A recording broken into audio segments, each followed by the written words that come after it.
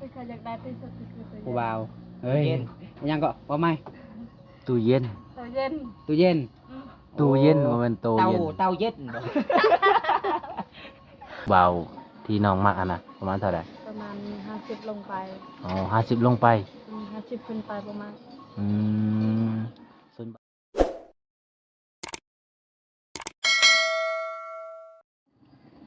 เอาตอนนี้เฮากะมาฮอดเฮือนชานของซาเวียนเนาะเพราะว่าซาเวียนกับซาฮ้อมกะมันอยู่เฮือนไกลกันพี่น้องเฮือนไกลกัน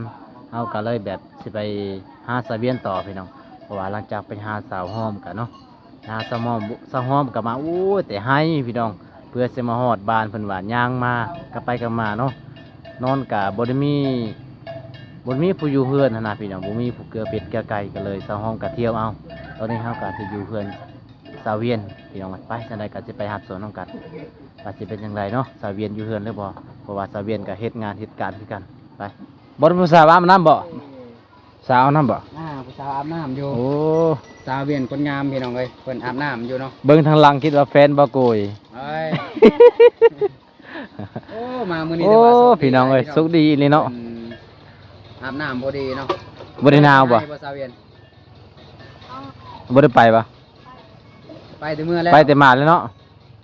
ฮู้ว่าผู้บ่าวมาเนาะ สร้างเผือกนะคนงามนะอาบน้ำนะบ่ต้องได้มีหยังหลายเลยทุกคนเลย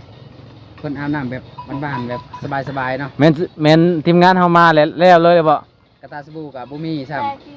อ๋ออาบตะกี้นี้ คืองามแท้มาบัดนี้นะป้าต้องงามแท้งามมาพี่น้องเอ้ยเบิ่งอาบน้ำบ่ต้องได้สุสบู่หลายเฮามาปุ๊บเพิ่นอาบน้ำแล้วเลย แล้วเลยเนาะ เบิ่ง ป้างัวคือหลายแท้ น้ำนะ จะเป็นงัว มีน้ำนี่คือ งัวผู้ใดซะเวียน ถ้าหากว่ามีน้ำนี่ก็ต้องได้ งัวเจ้า โอ้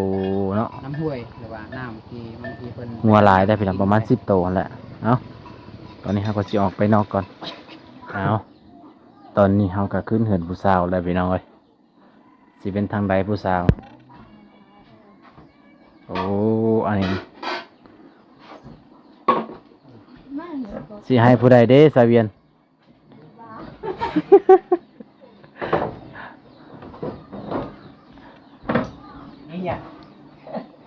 นี่ซาเวียนผู้ใดมากะมาต้อนรับแบบนี้เป็นอย่างดีเลยพี่น้องเอ้ยจะได้นึ่งข้าวนึ่งน้ำแล้วเนาะ หน้าตาคอยดูมีแต่จุดด่างดำนี่ แต่ก็ ดำแต่เกิดว่าสัน แสดงว่าเจ้างามงามแต่เกิดเนาะ น่า บ่แม่นเจ้างามกินมะเขือบ่ กินหยังก็งามเนาะน้องเนาะ คนงามกินหยังก็งาม ขนาดบ่ได้กินข้าวหมดมือก็ยังงามคือเก่าเนาะ ป้าโตปานนั่นซะบ่ แม่น บ่ได้กินข้าวก็งาม น้องมาแต่เมืองมื้อนั้นเนาะบ่ได้กินข้าวแล้วเนาะน้องก็ยังงามซ้ำนี่บ่โกยเด้กินข้าวบ่กินข้าวได้บ่ บ่ได้เล มื้อนั้น ย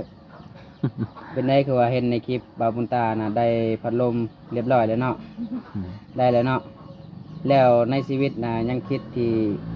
อยากได้หยังอีกบ่ในแบบเครื่องใช้ในครัวเรือนนี่แบบในครัวเรือนนี่มีหยังที่อยากได้อีกบ่ สิ่งที่เคยอยากได้ที่สุดก็คือตัวเย็น ผู้บ่าวเฮ้ยยังก็ว่าไม่ ตู้เย็น ตัวเย็น ตู้เย็น อืม ตู้เย็นบ่แม่นตู้ เตา เย็น เตาเย็นบ่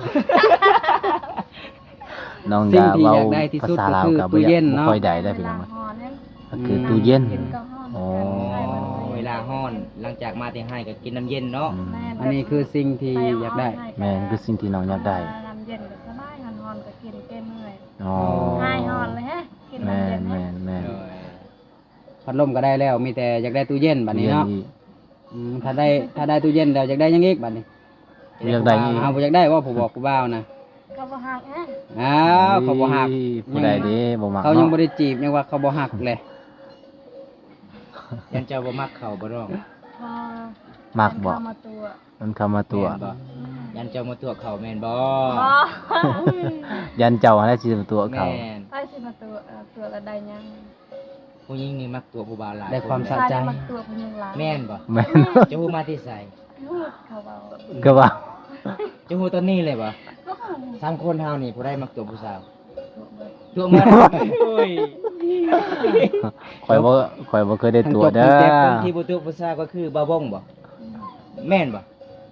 จะเห็นแท้บ่บ่เคยเจอเลยผู้สาว บ่เคยเนาะ บ่เคยเลยเนาะ คือเบาบนตาเนาะเบาพื้นก็มีแต่ ยุงใหญ่ตลอดเนาะ อย่างอีก แล้วตอนนี้นะมีหยังอยู่บ่ของกินนะได้หยังกินตอนแรงยังบ่มีเอ้าแล้วบัดพ่อแม่มาแต่ให้เด้ซะสิเอาหยังมากินบัดนี้ ก็อด อด อดเอาเนาะ หลังจากกินแต่ให้แล้วก็แล้วเลย ได้เลย ก็คืออีพ่อยแม่แม่นไปให้เนาะ คิดว่าเจ้านะแบบมาเฮือนก่อนก็ต้องไปหาอยู่หากินอีกเพื่อที่ ใส่มุงก็ว่าแบกมุงไปหาอะไรนะไปนำอีก น้ำหมอกน้ำไหม้บ่มีบ่เท่านี้ หมู่ไปหาหยัง น้ำมันก็ไปหาเบิดแล้ว อ๋อ เบิดแล้วน้ำไหม้บ่ค่อยหลายบ่หรือว่าหลายอยู่น้ำไหม้นะ น้ำไม้บ่หลายเนาะ หลาย ยังมอด ออกหลายเนาะ ฤดูฝนเนาะ อืม ก็เลยบ่หลาย แล้วในหมู่บ้านนี่เวลาเขาไปหากินแม่นหลักๆนี่เขาไปหากินหยังที่หลายที่สุด ชันป้า สอนปลาได้บ่ ได้ ได้อยู่เนาะ มื้อหน้าน่ะพาไปสอนได้ น้องไปกับบ่าวบุญตามื้อนั้นได้บ่ ได้ลายเนาะ ได้หลายบ่ แต่เมื่อค่ำเนาะเมื่อเนาะ กลางทางจำไม่ได้ บ่ ยังคือกลับกลางทาง เรากลับกลางทาง สาเหตุใดที่คอยกลับ เป็นหยังเราคือกลับกลางทาง แล้วว่าใครบ่ไปเลยเคยยันเคยเมื่อจังหวะมืด มืด แม่ โอ้ ก็ว่ายันไกลกี่โมงแล้วนี่ค่ะไปเด้อตอนนี้ก็เลยเคยเมื่อแล้ว ในนั้นมันเป็นในนั้นคอยว่าเมื่อนั้นเมื่อนี้คอยสิถามเจ้าว่าคอยขอไปน้ำเจ้าได้บ่ สะเวียนวันอะไร ตาเบียนบอกว่าจะไปโลดถ้าจะไปนี่จะระวังนี่เด้อนี่คอยกันเลยยานระวังมีห แม่ ยั น ง บ่ แม่นบ่แม่นบ่ สะเวียน บ่เด้อ เอ้ยเนาะบ่บุญตานี่คือตัวเนาะ คือตัว เราเปียกหั่น โอ้ นะแบบเราบ่เคยไปแถวนำนะ อย่าส่งเสื้อเราเปียก ถ้าช่องเสื้อคอยเปียกมันนั่นเจ้ามีบ่ช่องเสื้อสิให้คอยนุ่งบ่ สิให้สิ้นเนาะ ที่ว่ายันทงเสื้อเราเปียกนะเปียกย้อนหยัง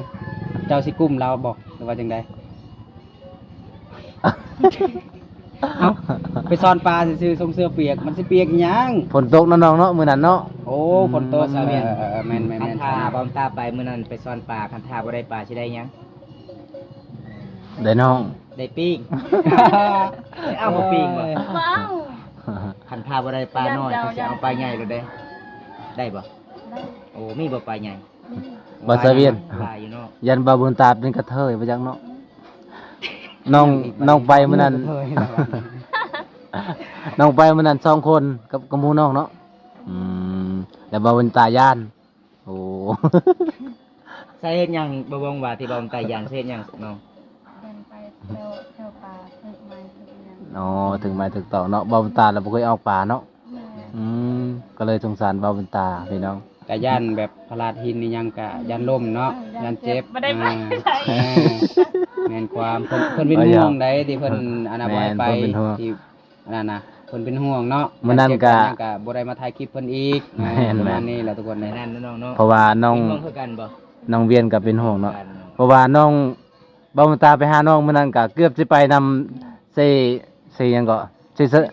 เซสโลยเนาะโอ้เกือบสิบ่เห็นหน้าบ่าวบุญตาแล้วทุกคนเลย บ่มตาไปใส่ชุดมวยเลยบ่ บ่แม่นเกือบน้ำเสียไปบ่าวบุญตา โอ้เอา สายเวียนก็เลยสงสาร เมื่อนี้อ้ายมาเยี่ยมมายามน้องบ่มีหยังเด้อน้องฮู้บ่ว่าอ้ายมาเยี่ยมมายามน้องมื้อนี้ บู บ่ฮู้เลย อืม มีหยังมีบ่มตามาสิไผมื้อนี้น้องฮู้บ่บ่ฮู้เลย นี่พี่น้องมามื้อนี้ก็บ่มีหยังหลายเด้อเพราะว่าบ่มตาก็จัดให้ตามคำขอผู้ใหญ่ใจดีจากประเทศไทย ให้สะพานบุญให้ เพราะว่าเพิ่นก็ขาเวียกหลาย แม่นเพิ่นก็เลยบ่ได้มา รอท่าเจ้ามาแต่เช้าเด้อเพราะว่าตอนนี้ก็ฮอดเวลา5โมงแลงแล้วพี่น้องเฮาก็สิกลับเพิ่นกลับศาลละก็สิมอบเงินทางน้องสาวเวียนเลยครับผมนี่น้องเอ้านับลองเบิ่งเด้อเงินผู้ใหญ่ใจดีฝากมา จากฝั่งไทยหรือว่าอยู่ไส ฝากทางไทย อ๋อจากฝั่งไทยเนาะ 6แสนกีบ6แสนกีบก็คือตะปัดแชน เป็นยังไงน้องครบอยู่บ่ ครบบ่ ครบบ่ครบบ่ ครบแล้วน้องอย่าเลิก คร เด้อบ บ่โอ้บ่แมันครบแต่เงินบ่ครบใจผู้บ่าวของไทยบ่อยากครบบ่น้อง ครบแล้วน้องอย่าเลิกเด้อ ครบได้บ่ฮะได้เนาะเอ้าขอบใจผู้ใหญ่ใจดีจากประเทศไทยก่อนแน่น้อง เอา ใจผู้ใหญ่ใจดีทางไทย เอานบดีๆแหละ น้องดีๆเลยไหมเดี๋ยวข่อยสิเอาคืนได้ โอ้ นี่ ย เออ ใจผู้ใหญ่ใจดีทางไทย คอ ขอให้ร่ำให้รวย อืม ขอให้ได้คอยเป็นเมียเด้อ เอา นั่นล่ะ มีหยังอีก อย่าเลย มีหยังนะเลยเลยไม่หยังน่ะ เอ้ยแล้ว ฮะ แล้วไปนำ ไม่บ่ได้ได้คันถ้าว่าบ่ได้นี่พอสิเอาคืนได้เงินเจ้าสิให้บ่เจ้าสิให้เงินหรือว่าเจ้าสิให้เสื้อเจ้าให้เงินคืนบ่ ให้เงินคืนแล้วเจ้าก็เมื่อลงมาบ้านก่อย เอ้ยบ่เอาละเดี๋ยวบ่าวของไทยสิหายค่อย จังได้ก็ขอขอบใจผู้ใหญ่ใจดีเนาะเพราะว่าน้องก็ดีได้เงินพี่น้องก็เลยเว้าบ่ออกเลยพี่น้องก็ขอให้อายุดีมีแรงเด้อครับเด้อมื้อนี้ก็มามอบถึงน้องแล้วพี่น้อง เป็นจังใดสาวเวียนหลังจากที่แสดง MV เพลงครั้งแรกแล้ว ได้เบิ่งอยู่บ่ ได้เบิ่ง เป็นได บ่ พระเอกน่ะรอบ่รอเนาะแล้วได้เห็นอยู่บ่ว่ายอดวิวมันจักพันแล้วเดี๋ยวนี้นะโอ้ได้โหลดไว้บ่หรือว่าจังใด โหลด โหล เนาะ ดไว้เลยบ่ ได้ฟังทุกเพลงทุกเช้าบ่ เป็นหยัง บ่ได้ฟั เป็นหยังคือโหลดไว้นะ รถเพื่อสิเบิ่งเวลาเหงาว้า เออเป็นได้เพลงกระมวลอยู่บ่เพลงนะ นอนอยู่ เพลงแบบสไตล์คนแบบอกหักเนาะเอาคนที่แบบถือผู้สาวทิมเนาะทุกคนก็เพิ่นก็ได้โหลดไว้เนาะเพราะว่าหมู่บ้านของเพิ่นแม่นบ่มีสัญญาณ เวลาไปเบิ่งต้องไปอยู่ไส อยู่เทิง ขึ้น อยู่ ภู เทิงพุ่น เนาะ ขึ้นภูนอกบ้านอีก นอกบ้านอีก โอ้ ว่าบ่ ย มีสั เนาะ ญญาณ ยุงบ่ร้ายบ่ยุงนะ หลาย หลายโอ้ย กลางคืนก็ต้องเก่าเลยเนาะมันครบ เอาบ่ยากันยุงนะ เอา เอาเนาะเพราะว่าเวลาไปเล่นโทรศัพท์แล้วยุงมันหลายมันกัดก็เจ็บเนาะ ถือมาอยู่บ่ ยุงน้อยใครแน่เนาะยุงมันใหญ่ได้อทุกคน ยุงแถวเขตชนบทเพราะว่าภูผาป่าไม้หลายเนาะก็เลยแบบยุงก็ใหญ่พี่น้องใหญ่ซ้ำคนนี่แหละ เวลาตอนแรกนะเขาเจ้าไปเล่นโทรศัพท์นะหลายคนบ่ผู้บ่าวผู้สาวนะไปเล่นนำกันเบิดแล้วเวลาผู้บ่าวมาลมดิซะก็ไปลมอยู่พุ่นเลยก็ได้ บ่ลมอยู่เฮือน อืม เมื่อคืนนี้มันมีผู้บ่าวมาลินบ่บ่มีเลย โอ้งามปานนี้บ่มีผู้บ่าวมาเนาะก็แปลกหลายเนาะ เคยมีอยู่บ่ผู้บ่าวมาลมกลางคืนนะบ่เคยเลย บ่เคยเลย บ่แท้บ่นี่นะ ว่าแท้ว่าแท้ว่าแท้ว่า ใครแน่นันเฮียนคอยเบิ่งเองแล้วไปเบิ่ง แล้ว จัง นอน ใด เฮือนเจ้าเองแล้วมันเกี่ยวหยังคือว่าผู้บ่าว บ่กล้าขึ้น ก็บ่กล้าขึ้น โอ้ย ทางทางประตูเจ้าไอ้แม่ ไอ้แม่คอย ทางนอกไก่พ่อโอ้ ก็คิดว่าแบบเขาเจ้าเห็นแบบเจ้างามโพดแล้วเลยแบบบ่กล้ามาล่มนะบ่แม่นบ่ บ่ได้งาน บ่ได้งาม โอ้ยบ่ได้งามจังได๋ แต่ว่าใจดีบ่ จะดี เออ ใจเขาบ่คือสเปค อ๋อแม่นบ่ แม่นบ่ แม่นน้องกี่คุยน้ำเขาบ่ บ่ได้คิดคุย บ่ได้กี่คุยเนาะ ที่จะว่าบ่ถูกใจบ่ถูกสเปคนะแต่ว่า FC คอยหลายคนน่ะใครก็อยากได้เจ้าได้เจ้าสิอยากได้เขาคือกันบ่ถ้าหากมีผู้บ่าวจากฝั่งไทยหรือว่าประเทศใดนะที่อยากจีบเจ้านะตกลงสิเป็นแฟนกับเขาบ่บ่ฮู้คือกันต้องแบบคุยกันก่อนทำความรู้จักกันก่อนเนาะถ้าเฮาบ่รู้จักกันนี่แบบคบโลโลเล่ๆนี่ก็บ่ได้เนาะเพราะว่าเฮาบ่รู้จักนิสัยเขาเนาะว่าเป็นคนจังใดเนาะ แรกๆเขาก็หักเขาเดินๆเขาบ่ได้หัก อันนั้นเนาะ เออ อ๋อ มันแรกๆยังบ่เคยเห็นหน้ากันแฮะ อืม เล็กๆยังก็ว่านเนาะ โดนไปน้ำ บา ตาล น้ำตาล ก็ว่านแหละ น้ำตาลไปแล้วมันก็สิจ้าง เออ วัดเข้ามาจากหลาจากหลอกว่า อ๋อ เออมันต้อง เนาะ เห็นหน้าเห็นตากันก่อนเนาะ บ่ถ้าว่ามีผู้บ่าวฝั่งไทยมาแล้วก็แบบเห็นหน้าเห็นตาแล้วน้องสิคบเป็นแฟนบ่ ถ้าถึกใจ ถึกใจคบเป็นแฟนได้บ่ เออ บ่มีปัญหาเนาะโ ต้องได้เห็นกันก่อนเนาะ ต้องได้เห็นกันก่อนเนาะ เออถ้าสมมุติแบบคนไทยที่มาลินนำมือหน้านะหน้าตาประมาณเบาบุญตานี่ได้อยู่บ่ ได้อยู่บ่ เงี้ย เออเนาะได้อยู่เนาะแสดงว่าพานอยู่ทุกคนเลยเนาะ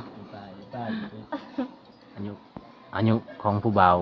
ที่น้องมักอะนะประมาณเท่าไหร่ ประมาณ50ลงไป อ๋อ50ลงไป 50ขึ้นไปประมาณ อืมส่วนบ่าวบนตาแม่นบ่มักเลย โอ้โหว่า อายุน้อยพุ่นเนาะเบาโอ้ ถ้าไปอยู่ประเทศไทยแม่นบ่ไปเนาะจังไดก็บ่ไปเนาะ แม่นแบบบ่ฮู้ภาษาแน่ บ่ฮู้ภาษาแน่ แบบเวลาผิดกันก็ใกล้เพชรสิเมือ โอ้ เมื่อบ่ได้เนาะ เมื่อบ่ได้ฮะ บ่ฮู้ทางเมื่อเนาะ แม่นบางทีเขาเจอในทางเขาตี อ่า ย่างสติอืม ความคิดที่ดีเด้อทุกคนเด้อ อ้าว เอาบัดนี้ ถ้าว่าผู้บ่าวฝั่งไทยสิว่าให้เงินแม่เจ้าเดือนละ 2-3 ล้านเจ้าก็บ่ไปบ่อยู่ฝั่งไทยบ่ไปอยู่บ่ บ่อยากเนาะ บ่อยากเนาะ ให้เฮ็ดเวียกอีก อ๋ออ้าวสมมุติว่าเจ้าสิเอาผัวอยู่ฝั่งไทยเด้ผู้บ่าว ฟังไทยว่าเขาสิให้แม่เจ้าเด้อเดือนละ3 ล้าน4 ล้านต่อเดือน ให้เจ้าไปอยู่นำลาวอยู่พุ่นเจ้าสิไปบ่ ที่มาทำงาน พี่น้องพ่อแม่ไปบ่ได้ พ่อแม่ โอ้ ก็ใกล้เติบ แต่ว่าถ้ามาอยู่พี่มันอยู่ได้บ่อยู่เฮือนซาเวียนนี่ มาเฮ็ดเฮือนเม็ด เฮ็ด อยู่ เรือนต่างหากบ่ได้อยู่ในเฮือนอันพ่อแม่ อ๋ออยู่เฮือนพ่อแม่ก็คลำอีก กำลัง อ๋อคันแต่งแหละบ่ได้เนาะพี่น้องต้องอยู่เฮือนต่างเนาะโอ้พี่น้องเอ้ยก็คือตามประเพณีเฮาเนาะแม่นพี่น้องเอ้ยก็คือหลังจากเฮาแต่งดองแล้วก็เขาบ่ให้อยู่ได้นำพ่อนำแม่ผู้สาวเฮาต้องเฮ็ดเฮือนต่างหากพี่น้องเอ้ย ไป เอาตอนนี้เฮาก็สิได้ลาซาเวียนก่อนเนาะเจ้าน้อยแม่นซาเวียนสิไปไส ทางน้ำ อ๋อไปตักน้ำต่อเนาะ ก็คือน้องไปตักน้ำมันไกลป่ะ ใกล้ ไกลป่ะอ๋อสิพาทีมงานเข้าไปได้ป่ะ ได้ ได้เนาะโอ้เพราะว่าตอนนี้เฮาก็สิได้กลับก่อนเด้อ โดย โอ้ทีมงานเฮาสิไปนำว่าไปบ่บ่กอยไปเนาะ ไป เอาตอนนี้เฮาก็สิได้ลาก่อนเพราะว่าสิไปน้ำน้องไปหาตักน้ำเนาะไปบ่เอาตอนนี้บ๊ายบายก่อน ตอนนี้เฮาก็ลงจากเฮือนซาเวียนแล้วพี่น้องเอ้ยลงจากเฮือนซาเวียนเฮาก็สิได้ไปต่อไปอัปเดตวิถีชีวิตของน้องเนาะก็สิได้ไปพูนน้องไปตักน้ำอยู่น้ำบ่อน้ำสร้างพุ่นแหละพี่น้องเอ้ยมันไกลเด้จากเฮือนซาเวียนก็ไปหาน้ำก็มันไกลเบิ่งเฮาก็สิไปอัปเดตวิถีชีวิตของเพิ่นไปติดตามคลิปต่อไปพี่น้องพุ่นน้องก็ลงมาแล้วไปพี่น้อง